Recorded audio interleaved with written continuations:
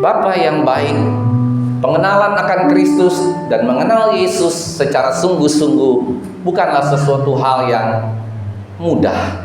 Tetapi hari ini Tuhan, lewat berbagai macam peristiwa sebelum Kristus naik ke surga, kami ingin lebih mengenal seorang pribadi, yaitu Yesus Kristus, yang sudah mati, bangkit, bahkan naik ke surga, menyediakan tempat bagi kami semua. Hari ini Tuhan adalah hari yang berbahagia buat kami semua. Kami yakin dan percaya ketika hidup kami, semua apa yang ada di dalam kehidupan kami lebih mengenal Tuhan, kami yakin dan percaya kami tidak akan pernah kecewa, kami tidak akan pernah ragu-ragu. Iman dan percaya kami akan terus berjalan, karena berjalan bersama dengan Tuhan kami akan lakukan perkara-perkara yang besar. Terima kasih Bapa yang baik. Dan kalau hari ini Tuhan kembali kami juga akan mendengarkan sebagian daripada firman Tuhan, biarlah firman Tuhan ini akan membimbing kami, merestorasi hidup kami, membuat hidup kami menjadi berubah. Dan ketika kami berubah, maka perubahan ini adalah perubahan yang menuju kepada Kristus, sifat dan karakter Kristus, sehingga apapun yang kami lakukan hanya Kristus, hanya Yesus Kristus yang boleh nampak dan ditinggikan. Terima kasih Bapa yang baik. Urapi hamba-Mu Tuhan dengan pengurapan-Mu yang selalu baru, sehingga apapun yang hamba-Mu perkatakan bukan hamba-Mu lagi, tetapi Yesus Kristus yang boleh nampak dan beracara dengan heran dan luar biasa. Sehingga hari ini kami yakin dan percaya, siapapun yang hari ini sakit sudah dijamah, dipulihkan dan disembuhkan. Siapapun yang hari ini sedang berbeban berat, Tuhan memberikan kelegaan, Tuhan memberikan kekuatan bagi mereka yang hari-hari ini sedang mengalami masalah. Dan hari ini siapapun dari antara kita yang putus pengharapan, Tuhan beri pengharapan yang baru, karena pengharapan yang baru itu hanya ada di dalam Yesus Kristus. Terima kasih Bapa yang baik. Berfirmanlah, kami akan duduk diam mendengarkan firman-Mu seperti telinga seorang murid dan hati seorang hamba. Seluruh umat Tuhan yang percaya, kita katakan sekali lagi bersama-sama, amin. Sekali lagi kita katakan bersama-sama, amin. Shalom Bapak Ibu Saudara, semua diberkati Tuhan. Hari Senin sampai hari ini, puji Tuhan, ada haleluya, amin. Ada amin, haleluya. Ya, hari ini kita akan belajar, mati hidup nih. Masih diperbaikin ya. Hari ini kita akan belajar tentang perjalanan Kristus. Kemarin kita udah belajar Yesus bangkit. Kalau Yesus bangkit di hari Minggu seperti kemarin yang saya katakan, maka kita harus terus bersaksi mengenai Kristus yang sudah bangkit dari antara orang mati. Minggu lalu saya katakan apa? Hari ini kita memperingati yang harusnya biasa setiap hari Sabtu, tapi hari ini kita selalu memperingati Dia bangkit. Yesus bangkit. Yesus bangkit. Yesus bangkit. Ada haleluya. Setiap hari Minggu kita mengingat tentang kebangkitan Kristus. Oleh karena itu hari ini kita belajar tentang pengenalan akan Tuhan atau mengenal Tuhan di jalan Emmaus. Mari kita buka Lukas pasal 24 ayat yang ke-13 sampai 35.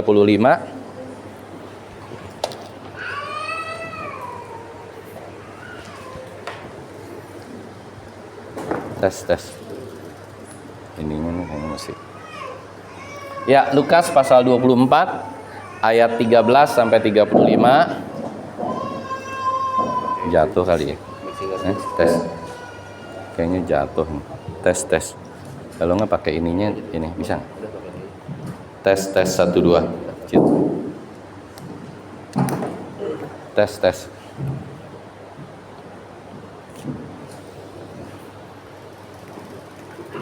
Bisa aja. Jauhan.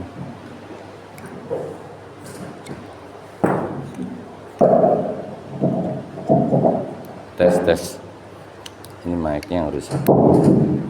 Tes. Mic-nya rusak katanya. Ya, kita buka Lukas pasal 24 ayat yang ke-13 sampai ke-35. Yang sudah ketemu, yuk kita bangkit berdiri bersama-sama. Lukas pasal 24 ayat 13 sampai 35. Kita baca berganti-gantian. Lukas pasal 24 ayat 13 sampai 35. Pada hari itu juga 2 orang dari murid-murid Yesus pergi ke sebuah kampung bernama Emmaus yang terletak kira-kira berapa? 7 mil jauhnya dari Yerusalem. Ayat 14 mohon dibaca 1, 2, 3. Dan mereka bercakap-cakap tentang segala sesuatu yang terjadi. Ketika mereka sedang bercakap-cakap dan bertukar pikiran, datanglah Yesus sendiri mendekati mereka, lalu berjalan bersama-sama dengan mereka. Ayat 16.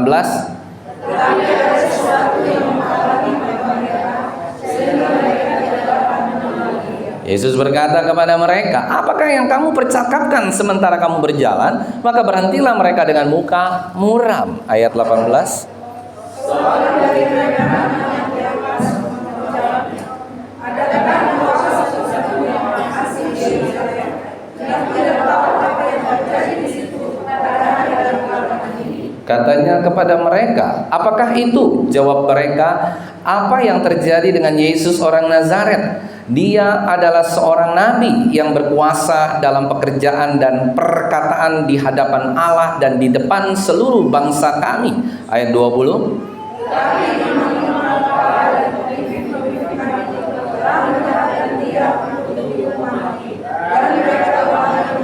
Ayat 21, padahal kami dahulu mengharapkan bahwa dialah yang datang untuk membebaskan bangsa Israel, tetapi sementara itu telah lewat 3 hari sejak semuanya itu terjadi. Ayat 22. Tetapi beberapa perbuatan dari kalangan kami telah mengejutkan kami. Pagi-pagi telah mereka telah pergi ke kubur dan tidak menemukan mayatnya. Lalu mereka datang dan dengan berita bahwa telah kelihatan kepada mereka malaikat-malaikat yang mengatakan bahwa ia hidup. Ayat 24. Dan beberapa teman kami telah pergi ke kubur itu dan mendapati bahwa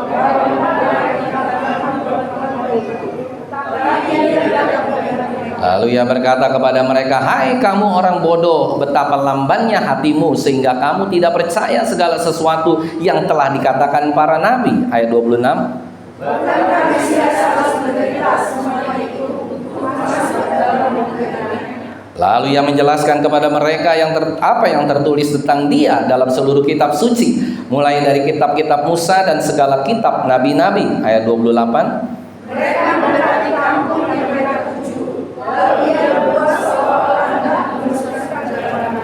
Tetapi mereka sangat mendesaknya, katanya, tinggallah bersama-sama dengan kami, sebab hari telah menjelang malam dan matahari hampir terbenam. Lalu masuklah ia untuk tinggal bersama-sama dengan mereka. Ayat 30. Waktu ia duduk makan dengan mereka, ia mengambil roti, mencakapnya, lalu mencari-carinya dan memberikannya kepada mereka. Ketika itu terbukalah mata mereka dan mereka pun mengenal dia. Tetapi ia lenyap dari tengah-tengah mereka. Ayat 32.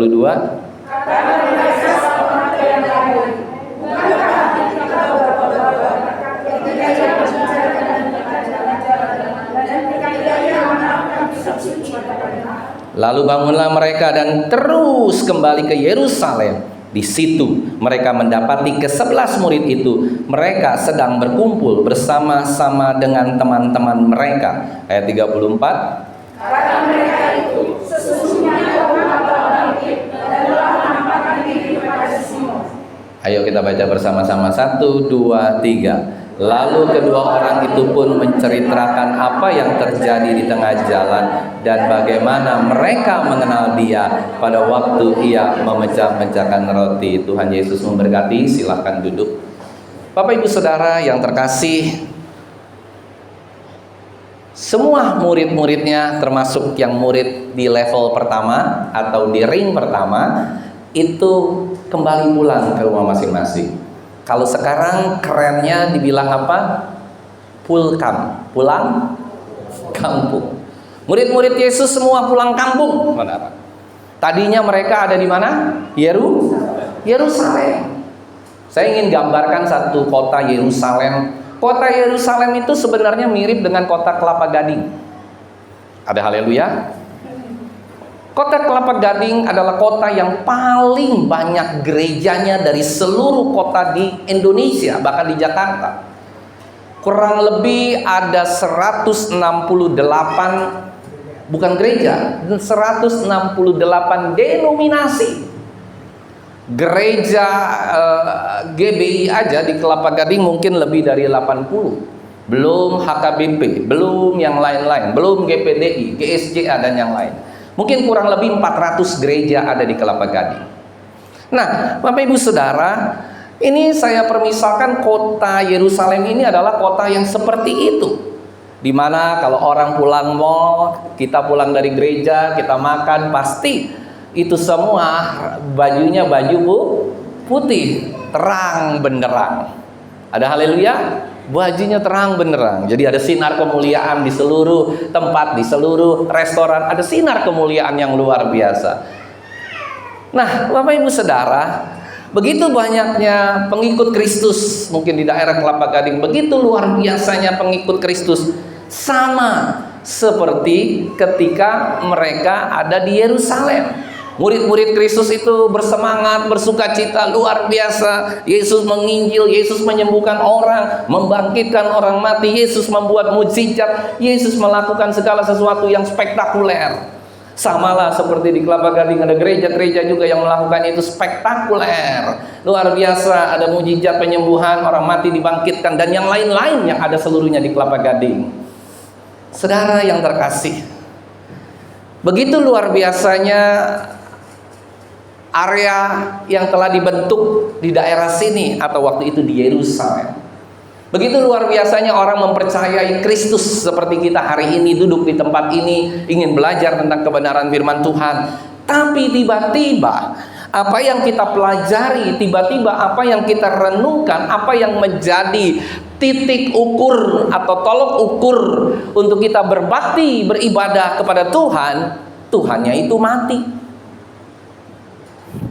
Mati, dipukulin, dicambuk, masuk ke atas kayu berjalan sepanjang Via Dolorosa dan akhirnya tergantung di atas kayu salib, mati, saudara.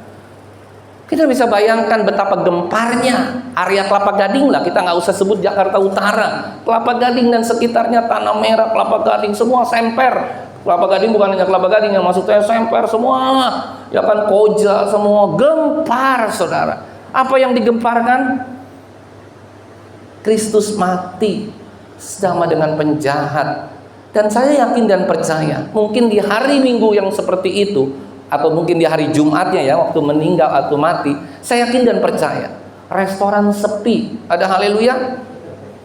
Semua berpuasa, semua nggak berani, apalagi bilang saya pengikut Kristus, bisa didor, saudara. Karena kenapa? Saat itu pengikut Kristus dicari, akan dibunuh, akan dianiaya. Jadi saat itu benar-benar terjadi kekacauan yang luar biasa.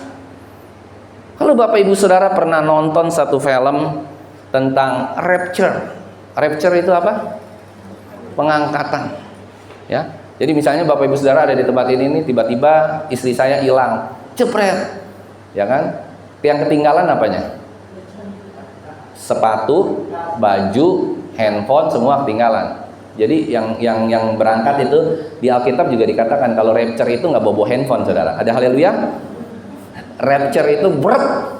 Jadi yang ada nih hanya baju kita. Kalau saya misalnya diangkat gitu, ya udah berat, jatuh. Ini saya punya baju, celana, sepatu ketinggalan semua. Kacamata juga ketinggalan, saudara. Jam semua copot di sini. Yang diangkat hanya tubuh kita. Menurut Bapak Ibu Saudara, kalau hari ini terjadi rapture aja di tempat kita, kira-kira gimana? Panik nggak? Panik. Kita panik, tiba-tiba istri kita hilang, tiba-tiba anak kita si gendut hilang, misalnya, ya kan? Waduh, kok bisa hilang, bisa hilang, bisa hilang, bisa hilang, panik, saudara. Nah, kurang lebih, ya nanti itu akan terjadi juga di dalam kehidupan kita. Tetapi kurang lebih terjadi kepanikan yang luar biasa ketika Kristus mati. Terjadi ketidakstabilan, keamanan dan yang lainnya. Sungguh membuat seluruh kota Yerusalem saat itu berduka, dan bukan hanya berduka, bersedih, bahkan hilang. Mereka punya rasa keamanan untuk beribadah, rasa memuji Yesus Kristus lagi tidak ada sama sekali. Bayangkan satu kota mengalami hal yang demikian. Oleh karena itu tidak salah dan tidak boleh dipersalahkan ketika murid-murid Kristus hari itu akhirnya pulang kampung, saudara. Ya kan, kalau kita baca ayat 13, pada hari itu juga dua orang dari murid-murid Yesus pergi kemana? Ke sebuah kampung bernama Emmaus yang terletak kira-kira 7 mil jauhnya dari Yerusalem. 7 mil itu sekitar 11,5 kilometer, 11,5 kilometer. Jadi cukup panjang perjalanan kedua murid Yesus ini, ya. Bukan yang dari 11 murid, bukan yang dari 12 murid, tetapi ini adalah layer kedua, mungkin dari yang 70 murid.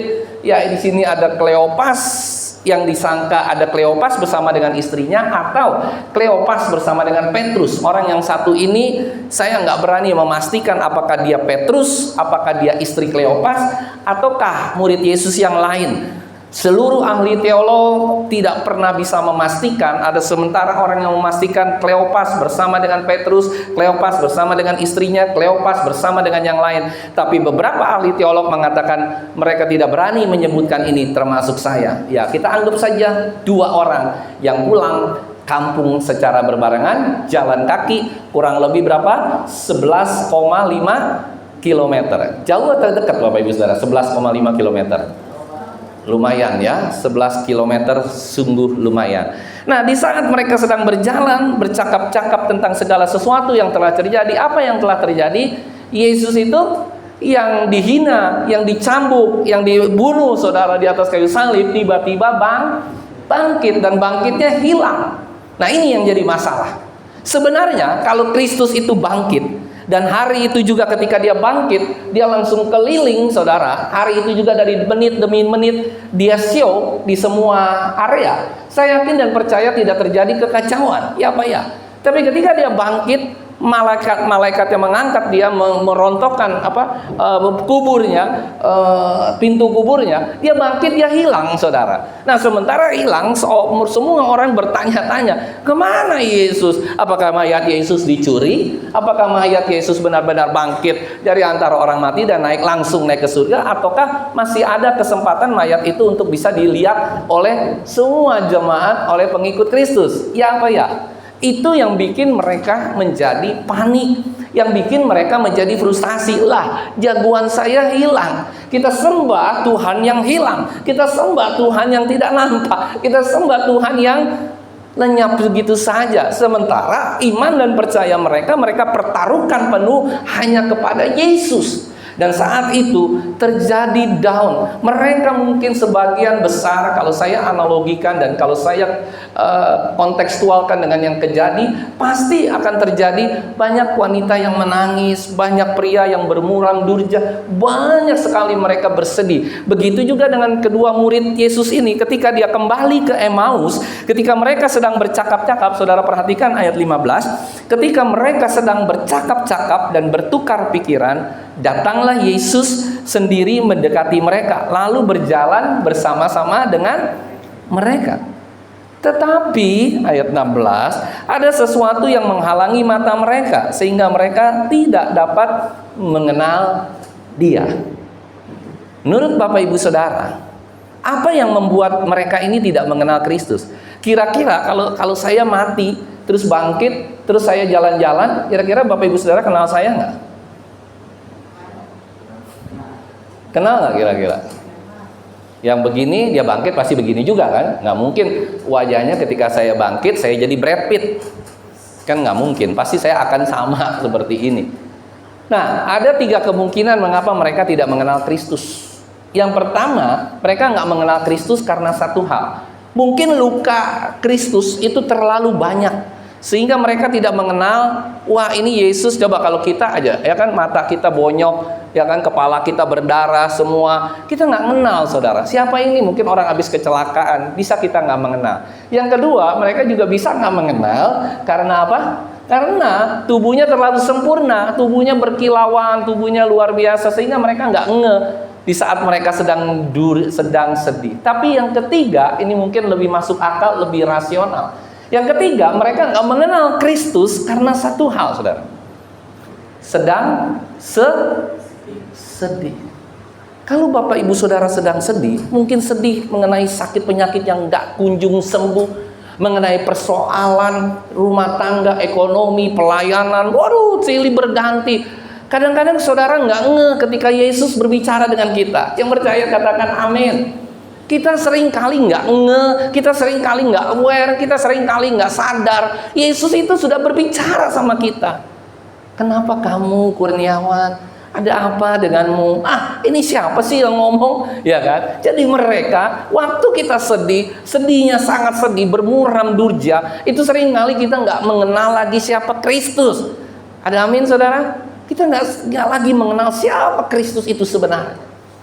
Kenapa ini bisa terjadi? Bahkan kita selalu menyalahkan sekeliling kita. Ya, ini terjadi karena kamu sih. Ini terjadi karena engkau sih. Ini terjadi kita susah karena engkau sih. Ya kan, akhirnya kita main salah-salahan, kita bergumul dengan kesalahan itu, akhirnya kita tidak mengenal Kristus. Demikianlah kedua murid yang sedang sedih ini, mereka nggak mengenal Kristus. Kenapa saudara? Karena mereka sedang kalut, pikiran mereka sedang kalut. Kalau pikiran kita sedang kalut, mungkin ada beberapa orang dari kekalutannya itu lari ke narkoba. Ada haleluya. Ada orang yang sebagian orang dengan pikirannya kalut itu lari ke rokok, ke hal-hal yang tidak baik. Dia lari ke hal-hal yang seperti demikian. Oleh karena itu, ketika kita mengerti hal ini terjadi, Bapak Ibu Saudara, kita semakin tahu bahwa ternyata di dalam kehidupan kita, ketika kita sedang sedih, ketika kita sedang bermuram durja, ketika kita merasa tidak ada jalan keluar, saya mau katakan, saat itulah seharusnya kita datang lebih dekat kepada Tuhan, dan Tuhan mau menampakkan dirinya untuk membalut luka kita. Bahkan Tuhan ingin supaya kita ini semua diberikan kekuatan lagi ekstravagan, diberikan hal-hal yang baik agar kita menjadi bangkit kembali, agar kita mempunyai kekuatan yang selalu baru. Yang percaya katakan amin. Jadi dikala kita sedang susah, dikala kita sedang tidak bisa mengalami hal apapun dalam kehidupan kita, saya ingin katakan, jangan pernah lupakan Dia, karena Dia selalu ada buat kita semua. Yang percaya katakan amin. Ada amin Bapak Ibu Saudara? Sekalut apapun kehidupan saudara, mungkin saudara sedang bentrok kiri kanan depan belakang, saya pernah katakan di mimbar hari ini, bagi Tuhan tidak akan pernah ada jalan buntu. Yang percaya katakan amin. Selalu ada jalan keluar bagi Tuhan, bagi kita semua. Yang percaya katakan amin. Ada haleluya? Amin. Suatu ketika saya pernah mengalami satu masalah, kondisi di mana seakan-akan nggak ada jalan keluar, semua tertutup, telok. Kejadian itu memang sudah lama sekali, dan semalam saya baru ingat kembali di tahun 1989, udah lama belum tuh kira-kira. Satu kejadian yang membuat saya seakan-akan kelok kiri, ketutup pintu kiri, pintu depan, pintu belakang, pintu atas, semua ketutup saudara. Kenapa? Sebab saat itu di tengah saya sedang mau take off sebagai seorang pemuda, tapi tiba-tiba keadaan memburuk total semuanya. Yang pertama, keadaan memburuk, tiba-tiba di bulan Juni atau bulan orang tua saya, papi saya tiba-tiba muntah darah. Padahal umurnya masih muda, waktu itu umur 49 atau 50 tahun. Dia muntah darah, saudara, tiba-tiba. Waduh, saya kaget setengah mati. Waktu itu saya masih kerja di hari Sabtu sore kalau nggak salah. Wah, muntah darah, harus bawa ke rumah sakit. Sedangkan keadaan keuangan tidak baik. Masuk ke rumah sakit, perlu, zaman itu belum ada BPJS. Bayangkan saudara, nggak ada BPJS, nggak ada apa-apa. Jadi ketika saat itu orang masuk rumah sakit harus punya uang, kasih DP baru bisa masuk rumah sakit. Dan ketika itu terjadi, udah masuk rumah sakit, masuk lagi gempa yang kedua. Setelah masuk rumah sakit, tiba-tiba rumah saya yang saya sering cerita, ya kan, rumah orang tua saya, tiba-tiba karena terlalu baik sama saudaranya, tiba-tiba mau diambil oleh bank. Itu kurang lebih bulan Juni atau Juli atau Agustus. Wah, goncang, besar goncang buat saya. Saya nggak habis pikir kenapa Tuhan memperlakukan ini, sedangkan saya sedang on fire-nya sama Tuhan. Saya sedang juga bekerja, sedang luar biasa, tapi kenapa ada tiba-tiba badai yang begitu luar biasa. Tapi di situ saya belajar, saya nggak lari dari Tuhan, saya nggak masuk ke dunia narkoba, dunia yang lain, tapi saya berbakti waktu itu ke GPDI Ketapang, Om Hani Mande. Saya tekun ibadah youth, saya tekun ibadah doa malam, doa pagi, bahkan ibadah raya. Disitulah saya selalu mendapatkan kekuatan yang baru. Karena kalau enggak itu berat sekali Bapak Ibu Saudara. Siapa yang pernah mengalami hal itu? Dan tiba-tiba di bulan, kan udah berjalan terus tuh ya, saya masuk keluar rumah sakit, tiba-tiba di bulan November, ya kan, dekat-dekat tanggal 12, 13 meninggal kan, tanggal 16. Itu waktu saat meninggal, waduh, goyang semua. Karena saya pikir, waduh, saya mau berharap kepada siapa lagi nih, nggak punya orang tua, kerjaan juga masih ini. Dan tiba-tiba di bulan 12 awal, rumah saya disuruh keluar oleh pihak bank. Maka saya keluar, akhirnya kita ngekos, saudara. Di bulan 1-nya tiba-tiba lagi saya berhenti dari pekerjaan. Deng. Tapi justru disitulah saya bilang, waktu itu iman percaya saya sangat kuat. Saya bilang, Tuhan, Dia tidak pernah meninggalkan saya. Sekali-sekali Dia tidak akan pernah meninggalkan. Ada amin, saudara? Dan itu terjadi terus sampai di akhir tahun 91 masih terus recovery dengan luar biasa. Begitu susahnya, begitu tightnya kehidupan saat itu. Begitu saya berpikir, Tuhan, ini nggak ada jalan keluar lagi Tuhan. Tapi saya yakin dan percaya kita hanya berserah penuh kepada Tuhan. Dan ketika kita berserah penuh kepada Tuhan, Tuhan tidak segan-segan untuk menolong tangan kita, untuk mengangkat kita dari jurang kekelaman kita. Yang percaya katakan amin. Siapapun dari antara kita pasti pernah mengalami hal itu dalam kehidupan kita. Ada amin, saudara? Sampai hari ini pun saya juga masih mengalami hal itu, diterpa kiri kanan depan belakang. Tapi saya yakin dan percaya pengharapan Sau yang kuat itu adalah pengharapan kita satu-satunya berjalan bersama dengan Tuhan. Tidak boleh bergeser, tidak boleh fokus kita terganggu ke hal-hal yang lain. Demikian juga firman Tuhan hari ini, kalau kita lihat ada sesuatu yang menghalangi mata mereka sehingga mereka tidak dapat mengenal Dia. Hati-hati Bapak Ibu Saudara, di tengah penderitaan kita harus tetap mengenal Kristus. Yang percaya katakan amin. Bagaimana cara kita mengenal Dia?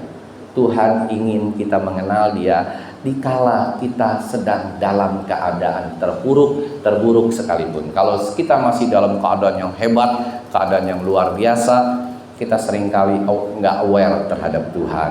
Ada haleluya. Jadi kalau Bapak Ibu Saudara menghadapi hal ini di dalam kehidupan pribadi, di dalam kehidupan keluarga, di dalam kehidupan pekerjaan, di dalam kehidupan apapun, jangan pernah takut, jangan pernah khawatir. Masih ada Tuhan. Apa saudara? Masih ada kuasa tak terbatas. Kita hari ini yakin dan percaya kalau Tuhan yang kita sembah, Dia bukan Tuhan yang tidak pernah tahu akan penderitaan kita. Dia Tuhan yang terlalu tahu akan penderitaan yang kita alami. Berharap terus pada Tuhan, pandang terus pada Tuhan. Hanya Yesus, hanya Yesus, hanya Yesus. Maka kau akan kembali dikuatkan, hatimu akan kembali diteguhkan oleh Tuhan, dan engkau akan bisa berjalan lagi. Dan suatu saat kita pasti akan mengalami hal itu. Siapapun manusianya, suatu saat bisa pada titik yang terendah. Tapi disitulah Tuhan mau beracara penuh dalam kehidupan kita. Yang percaya katakan amin. Saudara, kita teruskan ya kebenaran firman Tuhan hari ini.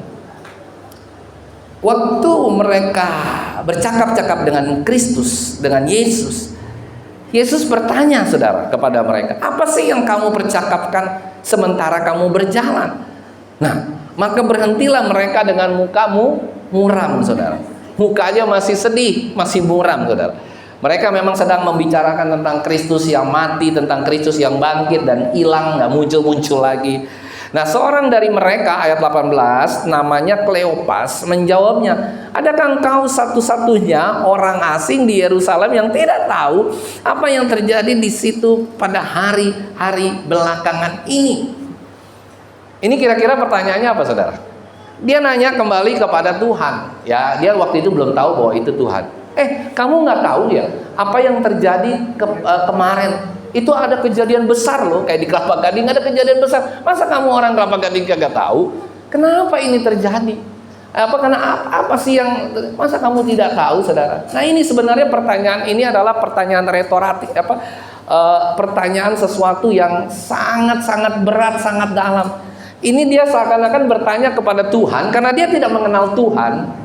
Dia bertanya kepada Tuhan, Tuhan, kamu nggak tahu ya apa yang terjadi dengan hidupku? Tuhan, kamu nggak tahu ya apa yang terjadi dengan kota sebelah? Padahal Tuhan itu terlalu tahu apa yang terjadi dalam kehidupan kita. Yang percaya katakan amin. Bahkan sehelai rambut pun tidak bisa jatuh, kalaupun jatuh, itu pasti Tuhan akan tahu dengan seizin Tuhan, bukan seizin yang lain-lain. Rambut pun perlu izin Tuhan untuk jatuh ke tanah. Yang percaya katakan amin.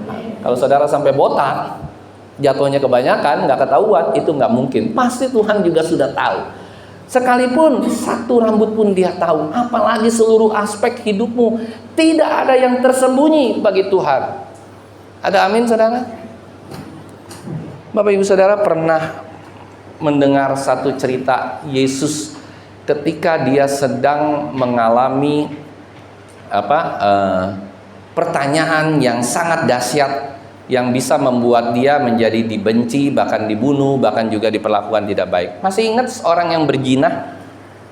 Seorang perempuan yang berzina dihadapkan sama Yesus di tengah-tengah. Terus Yesus dia bilang, ini orang berzina, hari ini lemparin batu, ya kan, supaya orang ini mati atau mendapatkan peringatan bahwa orang ini adalah orang yang tidak baik. Menurut Bapak Ibu Saudara, kira-kira Yesus tahu nggak solusinya apa? Kalau kita yang jadi Yesus saat itu, mungkin kita bingung, waduh, solusinya apa ya?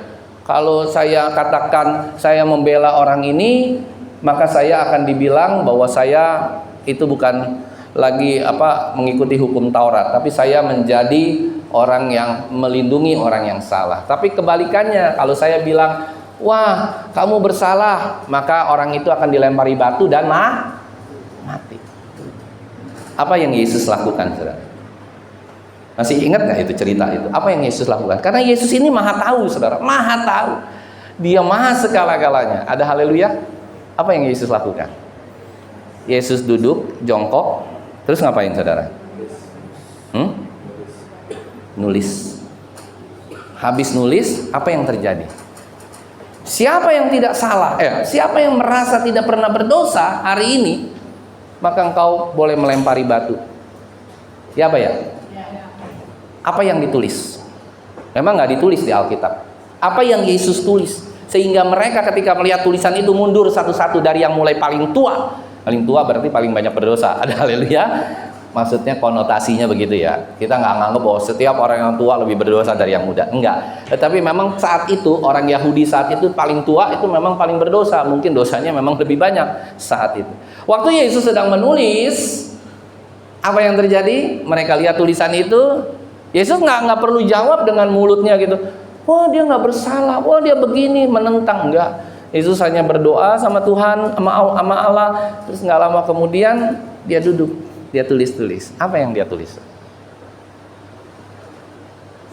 Yang dia tulis nama orang-orang yang berdosa, yang paling berdosa. Satu, dia tulis si Amin. Dua, dia tulis Kurniawan. Tiga, dia tulis siapa? Coba Bapak Ibu Saudara, ketika Tuhan Yesus tulis begitu namanya, kira-kira malu nggak, saudara? Sebelum ini habis ditulis udah beberapa dihapus sama Tuhan. Ketika sama Yesus, ketika dia sudah keluar satu demi satu, dia tulis, wah nama saya ada, wah saya juga orang berdosa, wah nama saya ada, wah saya juga orang berdosa. Akhirnya mereka pupus satu persatu dan pulang. Akhirnya tinggallah siapa? Perempuan itu. Dia bilang apa? Pulanglah dan jangan berbuat dosa. Saudara yang terkasih, dari satu kasus ini kita bisa melihat Yesus itu maha tahu. Apapun yang terjadi dalam hidupmu, dalam gerejamu, dalam pelayananmu, dalam bisnismu, dalam usahamu, dalam pekerjaanmu, dia tahu, saudara. Dia tahu sampai sepericil-pericilnya, sampai mungkin kita mencurangi orang lain, dia tahu detil. Tidak ada yang bisa tertutup atau terselubung di mata Allah. Yang percaya katakan nggak ada satupun bisa tertutup di mata Allah. Ya. Jadi kalau Bapak Ibu Saudara hari ini sudah mengalami masalah berat, sakit, penyakit, whatever itu, saudara bilang sama Tuhan, Tuhan, aku tahu, Engkau tahu semua apa yang aku alami. Aku serahkan Tuhan segala pergumulanku ke dalam tangan-Mu. Saya yakin dan percaya. Bagaimana caranya? Mungkin Tuhan nggak langsung memulihkan, mungkin Tuhan hanya mendiamkan seperti ini. Tuhan hanya bertanya kepada kita. Tapi satu saat kelak Tuhan akan membuktikan Dialah Allah yang maha tahu, yang akan memberikan yang terbaik. Ada haleluya? Coba kita katakan satu statement ini. Tuhan adalah Tuhan. Katakan coba. Tuhan adalah Tuhan. Tuhan adalah yang paling maha tahu. Tuhan adalah yang paling maha tahu. Tuhan adalah paling mengerti. Tuhan adalah paling mengerti. Terus kita katakan diri kita, saya adalah manusia. Katakan, saya adalah manusia. Saya tidak maha tahu. Katakan, saya tidak maha tahu. Saya tidak berpengertian dan lebih tahu dari Tuhan. Dari statement Bapak Ibu Saudara, kita bisa melihat, seringkali kita menganggap kita itu paling tahu, paling so tahu, paling so hebat, paling luar biasa. No, kita itu terbatas kemampuan kita, terbatas pengetahuan kita, terbatas segala-gala. Dan seringkali kita menyalahkan Tuhan dengan satu kondisi dan situasi yang mungkin terjadi dalam hidupmu. Engkau salahkan Tuhan, seakan-akan engkau lebih tahu dari Tuhan, seakan-akan engkau lebih maha tahu dari Tuhan. Padahal Tuhanlah yang maha tahu. Dia tahu segala rancanganmu, dari engkau hidup sampai engkau mati, sampai engkau pulang ke surga. Dia sudah tahu rancangan. Dia itu maha tahu. Ada amin saudara? Dia maha mengerti, dia maha kuasa, dia maha segala-galanya. Kita tidak maha-mahaan saudara. Kita kumaha. Bukan maha tahu, tapi kita kumaha. Bagaimana kita? Kita ini adalah manusia yang serba terbatas. Dengan keterbatasannya ini, sebenarnya Tuhan itu baik saudara. Dia ingin memberikan keterbatasan manusia terhubung dengan yang tidak terbatas, sehingga suatu saat kelak kita mempunyai hikmat yang tidak terbatas, sama seperti Kristus di tengah ketidakpengetahuan kita. Dan kita seringkali so tahu ke depan, wah ini kayaknya berantakan deh. Aku punya hidup kayaknya selesailah sampai di sini. Ke depan hidup aku bukan makin baik. Aku begitu banyak kejadian yang terjadi dalam hidupku, berantakan semua. Aku gagal, ini gagal, itu gagal, ini gagal, itu gagal, proyek gagal, ini gagal, ini gagal, ini gagal. Seakan-akan ketika engkau melangkah ke depan, engkau bilang ini gagal. Yang berikutnya lagi lebih gagal lagi, lebih gagal lagi. No. Manusia nggak maha tahu. Di depan masih ada harapan. Yang percaya katakan amin. Walau ku tak dapat melihat, apa saudara? Semua rencanamu Tuhan. Katakan, hatiku tetap apa? Pandang padamu. Terus kau tuntun langkahku. Terus apa lagi? Walau ku tak dapat berharap apa? Atas kenyataan hidupku, namun hatiku tetap memandang padamu. Kau ada untukku. Itu yang harus kau pegang dalam hidupmu. Ketika Kristus ada dalammu, kau ada dalam Kristus, seberat apapun pencobaan, seberat apapun badai, engkau akan berdiri teguh di tengah penderitaanmu. Ada amin, saudara? Kristus maha tahu, Yesus maha tahu, dia maha segala-galanya, dia maha mengetahui, saudara. Oleh karena itu kita lanjutkan pada ayat yang ke-19. Katanya kepada mereka, apakah itu? Nah, kata Yesus kepada mereka, jawab mereka, apa yang terjadi dengan Yesus orang Nazaret? Dia adalah seorang nabi yang berkuasa dalam pekerjaan dan perkataan di hadapan Allah dan di depan seluruh bangsa kami. Yesus itu seorang nabi, saudara? Yesus nabi nggak? Ya, kalau di dalam pembicaraan di sini benar, Yesus diakuin seorang nabi. Tapi dia bukan nabi biasa. Dia bukan seperti Yeremia, Yehezkiel, Musa. Dia bukan seperti Abraham. Dia bukan seperti nabi-nabi Ayub dan yang lainnya. Dia bukan. Dia bukan seorang nabi biasa. Dia adalah nabi hasil inkarnasi Kristus, hasil inkarnasi Allah kepada manusia. Dialah Kristus. Di mana dia tidak pernah dibangkitkan dari antara orang mati. Dia bangkit sendiri. Yang percaya katakan amin. Tidak ada seorang pun yang bisa bangkit tanpa dibangkitkan. Anak muda dinain ketika dia mati, dia dibangkitkan oleh Yesus. Bangkitlah, engkau tidur. Banyak orang yang dibangkitkan, harus perantaraan orang yang mati. Tapi Kristus, dia tidak perlu dibangkitkan oleh orang-orang. Dia langsung bangkit sendiri. Ada haleluya? Itulah perbedaan. Kristus juga tidak berdosa. Nabi yang lain pasti banyak berdosa mereka. Tapi Kristus tidak berdosa. Memang dia sebutannya nabi, tapi adalah nabi yang khusus, yaitu nabi yang nabi yang dihasilkan tidak dengan persetubuhan antara laki-laki dan wanita. Dia nabi yang 100% manusia dan 100% Allah. Oleh karena itu dia bilang dia seorang nabi. Dan adakah pekerjaan-pekerjaannya yang berkataan di hadapan Allah? Ayat 20, saudara. Tetapi imam-imam kepala dan pemimpin-pemimpin kami telah menyerahkan dia dan dihukum mati. Dan mereka telah menyalibkan dia. Seakan-akan Kristus nggak tahu nih. Padahal dia tahu segala-gala, saudara. Ya kan? Terus ayat 21. Padahal kami dahulu, ngapain saudara? Mengharapkan bahwa dialah yang datang untuk membebaskan bangsa Israel. Tetapi sementara itu telah lewat 3 hari sejak semuanya terjadi. Jadi mereka mengharapkan Yesus itu Superman, Yesus itu super power, Yesus itu yang akan menolong dalam kehidupan mereka, dalam keadaan sulit, dalam keadaan duka. Yesus harus menjadi superhero. Bagaimana dengan kita? Kita seringkali menganggap Yesus itu superhero. Dulu mungkin waktu saya juga masih belajar tentang Alkitab zaman dahulu, itu saya sering menganggap, oh Yesuslah superhero. Apa-apa Yesus. Ini Yesus, itu Yesus, ini Yesus. Pokoknya Yesus bukan penyelamat. Yesus adalah pemberi solusi dari segala sesuatu. Benar, Yesus pemberi solusi dari segala sesuatu, benar. Tetapi Yesus tidak akan mengadakan segala sesuatu untuk memenuhi seluruh kebutuhan atau keperluan kita. Tapi dia akan memenuhi menurut keperluannya Kristus, menurut rencana Allah yang besar dalam kehidupan manusia. Sehingga dia bisa mengatakan tidak, dia bisa mengatakan pending, dia bisa mengatakan ya. Itulah Kristus yang kita sembah, Bapak Ibu Saudara. Ayat yang lanjutnya kita teruskan. Tetapi beberapa perempuan dari kalangan kami telah mengejutkan kami. Pagi-pagi buta mereka telah pergi ke kubur.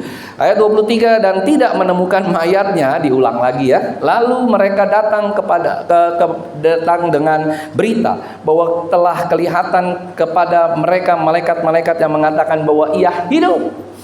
Dan beberapa teman kami telah pergi ke kubur itu dan mendapati bahwa mereka benar yang dikatakan perempuan-perempuan itu, tetapi dia tidak mereka lihat. Ini seakan-akan mereka sedang, jadi gini, kalau saya melihatnya, kita tahu bahwa Tuhan itu maha tahu. Iya apa ya saudara? Kita tahu bahwa Tuhan itu maha tahu. Tapi ketika kita berdoa sama Tuhan, kita menganggap Tuhan seolah-olah Tuhan tidak tahu apa yang menjadi masalah kita. Tuhan tidak akan taking care apa yang menjadi masalah kita. Tuhan seakan-akan hilang dari kehidupan kita. Kita seakan-akan diberikan sendiri, sehingga kita tidak bisa mengetahui apa-apa tentang jawabannya. Kita seakan-akan menganggap Tuhan itu seperti manusia. Ada amin, saudara? Kita seringkali menganggap Tuhan itu hanya sebagai manusia, sebagai partner kita. Tuhan, kamu kan nggak tahu, tapi kita sering berdoa sama Tuhan.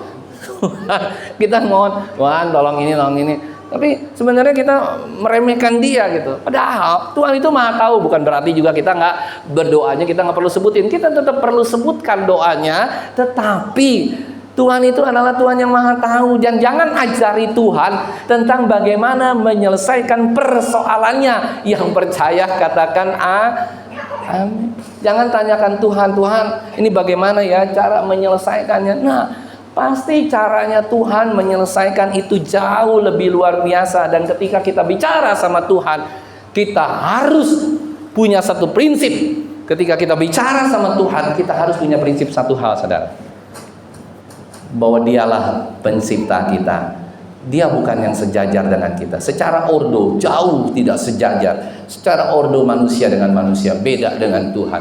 Jadi ketika kita berbicara sama Tuhan, kita benar-benar harus benar-benar serius mempercayakan Dia dengan sepenuh hati kita. Yang percaya katakan amin. Tanpa itu Dia tidak akan melakukan apa-apa dalam hidupmu. Sekalipun kau berdoa sampai berbusa-busa setiap hari, doa lagi. Tapi bagaimana perlakuanmu terhadap Tuhan, itulah yang akan menjawab doa-doamu. Bagaimana perlakuanmu terhadap Allah, bagaimana engkau menghormati Tuhan di atas segala-galanya, di atas segala pekerjaanmu, di atas segala pelayananmu, di atas segala-gala dalam kehidupanmu, di atas keluargamu, di atas istrimu, di atas anak-anakmu. Engkau tetap menganggap Tuhan yang paling prioritas, maka Tuhan akan melihat apa perlakuan kita di dalam kehidupan ketuhanan kita kepada Tuhan. Yang percaya katakan amin. Ada haleluya? Siapa yang seringkali seringkali berdoa, tapi kalau saudara serius berdoa sungguh-sungguh, maka ada hati yang mengalir dengan luar biasa. Saudara pernah nggak memperhatikan satu hal? Ketika saudara berdoa, selesai berdoa, saudara nggak dapat apa-apa, nggak ada damai sejahtera, tetap nelangsa. Setelah selesai doa, saudara tetap kecewa. Tapi pernah nggak saudara berdoa, tiba-tiba setelah selesai doa ada sukacita, ada damai sejahtera yang luar biasa? Ada amin, saudara? Itulah yang membedakan engkau memperlakukan Tuhan dengan benar atau tidak. Ketika engkau memperlakukan Tuhan dengan benar dalam doamu, dalam segala respekmu, dalam kehidupan ketuhananmu terhadap Tuhan, maka itu, karena itu adalah sesuatu anugerah yang paling mahal dalam kehidupan manusia. Yang percaya katakan amin. Itu mahalnya, minta. Saya mau katakan, damai sejahtera itu, sukacita itu tidak dapat dibeli dengan apapun. Sekalipun kau mau punya uang ratusan miliar, sekalipun kau tidak bisa beli damai sejahtera, sukacita daripada Allah. Yang percaya katakan amin. Tapi sukacita itu akan timbul kalau engkau berjalan bersama dengan Tuhan. Setiap hari engkau makan nasi dengan tempe, rasanya makan seperti nasi dengan daging steak. Yang percaya katakan amin. Engkau makan telur dadar, engkau makan ini, engkau seperti makan di restoran kalau hatimu sukacita. Tapi terbalik, saudara, kalau hatimu waduh kesel aja, kalau saudara dikasih ayam, dikasih daging, dikasih sapi, dikasih kambing, segala macam rentetan ceritanya, spaghetti lah. Tapi ketika saudara makan, aduh nggak enak ya, hatinya lagi nggak enak, hatinya lagi hambar, ya kan? Begitulah yang terjadi ketika Kristus pertama kali mati di atas kayu salib, satu kota Yerusalem, saya yakin nggak ada yang lagi makan dengan sukacita. Oleh karena itu, saudara, kalau kita melihat satu peristiwa yang luar biasa ini, kita belajar banyak tentang Tuhan, dan kita belajar banyak bagaimana mengenal Tuhan dengan luar biasa. Dan setelah itu kita sambut ayat keberapa tadi? 26 ayat 25 ya. Ayat 24. Dan beberapa teman kami telah pergi ke kubur itu dan mendapati bahwa mereka benar dan dikatakan perempuan-perempuan itu, tetapi dia tidak mereka lihat. Ayat 25. Lalu ia berkata kepada mereka, hai kamu orang bodoh, ya kan? Betapa lambannya hatimu sehingga kamu tidak percaya segala sesuatu yang dikatakan para nabi. Ini malaikat yang berbicara. Ayat 26, bukankah Mesias harus menderita semuanya itu untuk masuk dalam kemuliaannya? Sudah diberitakan. Dan ayat 27, lalu ia menjelaskan kepada mereka apa yang tertulis tentang dia dalam seluruh kitab suci, mulai dari kitab-kitab Musa dan segala kitab nabi-nabi. Ayat 28, mereka mendekati kampung yang mereka tuju, lalu ia berbuat seolah-olah hendak melanjutkan jalan. Siapa yang mau lanjutkan perjalanannya? Yesus. Jadi begini, mereka berdua nih udah mau ke kampung, terus akhirnya Yesus berpisah, ya kan? Dia mau pergi kan? Nah, waktu dia mau pergi, itu kenapa saudara? Kenapa Yesus tiba-tiba, bukan berpura-pura ya, tiba-tiba dia seakan-akan mau pergi saudara? Karena Yesus ingin tahu sebenarnya hatinya sudah mulai nggak sih percaya dengan Tuhan. Makanya di ayat yang berikutnya dijawab saudara. Ayat keberapa tadi itu? Ayat ke-29. Tetapi mereka sangat mendesaknya. Ya kan? Katanya, tinggallah bersama-sama dengan kami sebab hari telah menjelang malam dan matahari hampir terbenam. Lalu masuklah ia untuk tinggal bersama-sama dengan mereka. Coba saudara pikirkan sedikit mengenai ayat ini. Analogikan sedikit mengenai ayat ini. Kalau saudara tiba-tiba lagi berjalan suami istri atau berjalan pria dengan pria, tiba-tiba ada orang baru masuk, terus hanya berjalan kira-kira mungkin setengah jam sampai 1 jam sebelum sampai tujuan, mau masuk ke desa, apa yang saudara lakukan? Saudara tawarin nginep di rumah saudara? Nawarin nggak nginep kira-kira? Pasti tidak kan? Entah dia seorang pencuri, entah dia seorang pembunuh, dia seorang apa, kagak tahu jendrungannya, tiba-tiba dia muncul aja, jegrek muncul. Terus tiba-tiba kedua orang ini mengajak saudara. Ada amin saudara? Apa ini? Ada apa ini? Gitu loh. Kenapa? Mereka nggak mengenal Yesus, tapi mereka tahu di dalam hati mereka, ini kayaknya orang ini luar biasa. Ada amin saudara?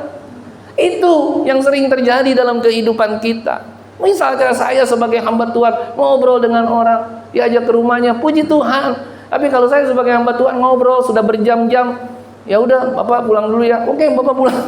Itu tandanya tidak ada urapan sama sekali yang terjadi dalam kehidupan kita, dan itu terlaku di seluruh aspek kehidupanmu. Kalau engkau penuh dengan urapan Tuhan, kalau engkau penuh dengan kuasa Roh Kudus, saya yakin dan percaya ketika engkau bertemu orang baru sekalipun, menceritakan bisnismu, menceritakan pekerjaanmu, menceritakan pelayananmu, banyak orang tersedot karena apa? Wibawa Kristus ada dalam kehidupanmu. Yang percaya katakan amin. Dikala engkau menaikkan pujian, udah banyak orang langsung, hatinya luar biasa. Ini orang yang benar, ini orang yang diurapi oleh Roh Kudus. Dahsyat. Orang baru pun mereka tidak lagi menganggap orang baru. Orang baru pun mereka sangka sebagai saudara sendiri. Dirangkul, ayo. Terus yang lebih luar biasa bukan hanya ajak basa-basi. Kalau kita kan sering, orang Indonesia itu terkenal saking basa-basinya jadi basi mulu saudara. Ya kan, sering ngajak basa-basi, ayo makan yuk, ayo makan, padahal kita nggak mau ngajak makan gitu kan, duit juga pas-pasan, ayo makan. Tetapi kita sering kali makan gitu, ayo nginep yuk ke rumah yuk nginep, padahal di rumah kita belum tentu ada kamar kan, kita suruh nginep. Sukanya kita basa-basi saudara. Tapi ini enggak basa-basi saudara. Lihat, dia mendesak loh saudara. Dia tetapi mereka sangat mendesaknya. Katanya, tinggallah bersama-sama kami sebab hari telah menjelang malam. Ayat 29 ya. Dan matahari hampir terbenam. Lalu masuklah ia untuk tinggal bersama-sama dengan mereka. Kalau saudara, setiap kali saudara berdoa, setiap kali saudara baca firman, saudara desak Tuhan, tinggallah dalam hatiku, aku perlu Engkau Tuhan, ku perlu Kau Tuhan. Apa saudara? hatiku. Itu harus kita lakukan. Perlu Kau Tuhan apa? Di hidupku. Terus kita katakan lagi, hanya Engkau Tuhan. Apa? Terus hanya Engkau Tuhan di hidupku. Saat engkau serius sama Tuhan, saat engkau benar-benar menganggap Tuhan adalah Tuhan yang hidup, Dia adalah Allah yang punya perasaan, Bapak Ibu Saudara. Dia adalah Tuhan yang punya perasaan. Dia tahu.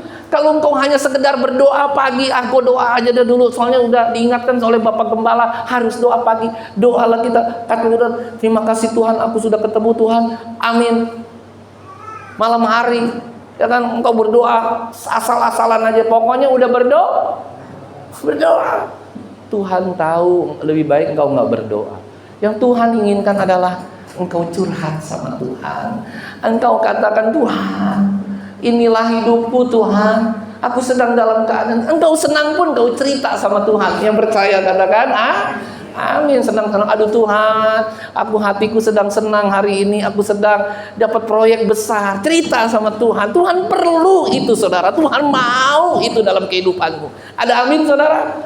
Dia mau itu. Dia mau menganggap engkau sebagai kekasih, sebagai sahabat, sebagai yang diciptakan. Itu harus terjadi dalam hidupmu. Jadi kalau pagi hari engkau bangun, jebret engkau bangun. Saya setiap pagi kalau terbangun jam 5 atau setengah 6 langsung jebret, saya langsung berdoa. Tuhan, terima kasih Tuhan. Dan saya nggak berani lagi berdoa. Dulu mungkin saya berdoa, pokoknya asal kewajiban aja. Kita berdoa. Ya kan, yang penting sudah doa. Istilahnya mahasiswa itu apa? Absen, tapi nggak belajar dengan benar. Absen aja dah, pokoknya sebodoh amat, yang penting udah absen. No. Tuhan maunya kita mendesak Dia untuk tinggal dalam hidup kita. Yang percaya katakan amin. Kita katakan kita selalu perlu Tuhan. Kita perlu Tuhan. Kita perlu Tuhan dalam kehidupan hidup kita. Kalau kita nyatakan itu, saya yakin dan percaya, seluruh umat yang ada di tempat ini pulang dari tempat ini berdoa seperti demikian, hidupnya akan berubah dan diubahkan seturut dengan kehendak Tuhan. Dan ketika hidup itu akan diubahkan sama Tuhan, saudara akan mengalami sesuatu hal yang baru. Hatimu baru. Di tengah jalan pun engkau akan bersuka cita, bersorak-sorai. Ada haleluya. Amin saudara. Itu yang harus kita lakukan dalam kehidupan kita, agar kita terus bersemangat, bersuka cita di dalam Tuhan, karena kita mau mendesak Tuhan untuk hidup bersama-sama dengan kita.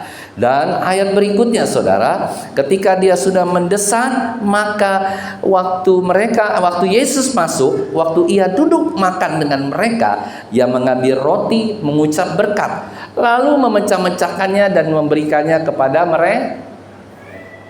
Ini memang rada kurang pas dengan kontekstual kehidupan Yahudi. Masa tamu yang ngambil roti, yang mecah-mecahin, yang bagi-bagi Yesus. Mestinya siapa Bapak Ibu Saudara? Yang mestinya bagi-bagi siapa? Tuan rumah. Yesus ambil alih. Dia potong-potong, ya kan, dia nggak ada potongan saat itu kan, nggak ada pisau, nggak ada gunting. Dia cabik aja sama tangannya. Udah gitu tangannya kotor lagi kan. Kasihin nih, maka nih makan. Tapi Yesus ingin memberikan satu hal. Kalau Dia sudah ada di rumahmu, kalau Dia sudah ada di hatimu, Dia sudah ada di keluargamu, Dia pasti akan memberikan berkat yang terbaik buat kita semua. Dia bagi-bagikan, bukan hanya kepada kita, tetapi kepada sekeliling kita. Dia akan memberkati kita dengan luar biasa, karena Dia Allah. Dia Allah yang dahsyat, Dia Allah yang hidup, Dia Allah yang tidak pernah berkekurangan. Dia membagi-bagikan, dan ketika Dia membagi-bagigan, orang-orang sekelilingnya itu sadar sesadar-sadarnya. Apa yang disadari sama orang itu saudara? Ayat 33. Lalu ayat 32, ayat 31. Ketika itu terbukalah mata mereka dan mereka pun mengenal Dia. Mengenal siapa saudara? Yesus. Tetapi Ia lenyap dari tengah-tengah mereka. Coba saudara, Ya, kalau boleh saudara nanti belajar sedikit Alkitab, minggu depan bawa balik ya. Kenapa Yesus bisa tiba-tiba lenyap? Ketika orang itu sudah mengenal Yesus, dia malah lenyap. Buat apa saudara? Yang pertama, nanti saudara jawab, yang kedua dan yang ketiga. Yang pertama, Yesus harus lenyap dari antara mereka. Itu karena apa? Yesus itu adalah maha hadir, omnipresent. Dengan dia jadi omnipresent saudara, otomatis dia hanya memberikan saat itu kekuatan. Dan kekuatan itu ada di dalam kehidupan kita juga hari ini. Ketika Yesus sudah berbicara lewat firman Tuhan, Yesus sudah berbicara lewat kebenaran, Yesus sudah berbicara lewat segala-galanya, dia akan pergi memberikan kita kedewasaan, memberikan kita berjalan sesuai dengan kebiasaan kita, sehingga kita semakin hari semakin kuat. Yang kedua, nanti Bapak Ibu Saudara cari sendiri, kenapa Yesus tiba-tiba lenyap? Kenapa dia tidak bersama-sama barang 1 jam lagi, barang 2 jam, seharian penuh, tapi dia tiba-tiba bles saja lenyap. Kalau saudara saat itu punya tamu tiba-tiba lenyap, apa yang saudara lakukan? Saya yakin saudara pontang-panting. Lah, kita lagi makan bertiga ya, kan ini bertiga, keluarganya nggak ikut, bertiga, 1, 2, 3, Yesus di tengah, bagi-bagi kan, udah dibagi-bagi dia inget nih, wah ini Yesus nih, pus, hilang. Apa yang kita lakukan? Bisa-bisa kita kabur pontang-panting, ya kan? Wah, setan, kuntilanak, waduh, ada yang pocong hilang, waduh, ada bisa begitu, atau kalau saudara nggak kuat langsung pingsan, gelebek, pingsan, ya kan? Tapi kalau saudara ketemu setan, kejadiannya bisa begitu. Nih, satu kali perhatikan baik-baik. Tapi kalau saudara ketemu Tuhan dan Tuhan hilang, di hati saudara nggak akan seperti itu. Dua orang ini nggak lari pontang-panting, nggak ditulis di dalam Alkitab. 2 orang Kleopas dan ini lari pontang-panting, enggak. Kalau saudara bertemu dengan Yesus, di dalam doa saudara, dalam tiba-tiba Yesus sudah tidak ada lagi, maksudnya bukan tidak ada lagi bagaimana? Oh, dia sudah memberikan kekuatan buat kita, dia hilang. Saya yakin dan percaya, saudara nggak pernah takut dan menganggap bahwa itu yang jawab adalah setan. Kalau saudara mendapatkan ilham dari Tuhan, tiba-tiba ada suara bergetar, suara itu hilang, saudara ketakutan, nah itu suara dari siapa? Suara dari setan. Tapi kalau suara Tuhan, itu akan memberikan kau damai sejahtera, sukacita yang tidak ada bandingannya di dalam dunia ini. Yang percaya katakan amin. Katakan kiri kanan, suara Tuhan. Tosullah, suara Tuhan akan memberikan damai sejahtera, sukacita senantiasa. Ketika ada suara Tuhan dalam hidupmu, ketika engkau sakit, apa yang engkau lakukan? Ketika ada suara Tuhan dalam hidupmu, sesakit apapun, hatimu tetap gembira. Yang percaya katakan hati yang gembira, adalah obat, gitu kan? Saking serunya gitu kan? Pokoknya tahu-tahu tiba-tiba sembuh aja. Haleluya. Itulah, kalau engkau dengar suara Tuhan akan memberikan damai sejahtera, semangat yang menyalanya. Tapi suara iblis, paling gampang saudara bedain suara Tuhan sama suara iblis dalam hatimu. Kalau engkau dipressure sama iblis, dikasih hal-hal yang buruk, lu engkau gagal nih, lu, ya kan? Saudara jadi nggak damai sejahtera hatinya, curiga sama suamimu ada di mana, gitu kan, segala macam. Wah, ini suami gua selingkuh, wah ini begini, pusing deh pikiran saudara ditekan. Itu suara dari siapa? Pokoknya hal-hal yang tidak mendatangkan damai sejahtera dalam hatimu adalah suara si iblis. Tapi ketika suara Tuhan bilang, tenang, suami lu lagi cari nafkah, tenang, istrimu lagi masak, ya kan? Tenang, istrimu lagi ini, maka hatimu dipenuhi dengan sukacita, damai sejahtera. Itulah asalnya dari Allah. Ada amin saudara? Jadi kalau saudara ke gereja, tiba-tiba saudara dongkol, tiba-tiba saudara kesel, teman-teman gereja ini itu dari si iblis saudara, bukan dari Tuhan. Tapi dari Tuhan, mukamu akan senyum. Coba senyum dulu kiri kananmu, senyum selebar-lebarnya, jangan mukanya ditekuk. Senyum selebar, halo apa kabar? Senyum selebar-lebarnya. Saya yakin dan percaya Tuhan pasti akan memberikan hal-hal yang luar biasa dalam hidupmu, karena buat Tuhan hati yang gembira adalah segala-galanya. Dan yang terakhir saudara, ayat 34 dan ayat 33, 34, 35. Bukankah hati kita sedang berkobar-kobar ketika ia berbicara dengan kita di tengah jalan dan ketika ia menerangkan kitab suci kepada kita? Lalu bangunlah mereka dan terus kembali kemana saudara? Kembali kemana? Kembali ke yang tadinya mereka takut. Waduh, saya kembali ke Yerusalem, saya bisa dibunuh pengikut Kristus. Tiba-tiba hatinya berkobar-kobar, hatinya penuh dengan sukacita. Mereka kembali ke Yerusalem. Artinya apa saudara? Mereka bertobat, kembali ke jalan yang benar, kembali ke Yerusalem. Baru kembali ke Yerusalem yang luar biasa. Dan mereka melihat ada 11 muridnya sedang berkumpul bersama-sama dengan mereka di sana. Dan kata mereka itu, sesungguhnya, ayat 34, Tuhan telah bangkit dan telah menampakkan diri kepada Simon Petrus, saudara. Ayat 35, lalu kedua orang itu pun menceritakan apa yang terjadi di tengah jalan dan bagaimana mereka mengenal dia pada waktu ia memecah-mecahkan roti. Tuhan memberkati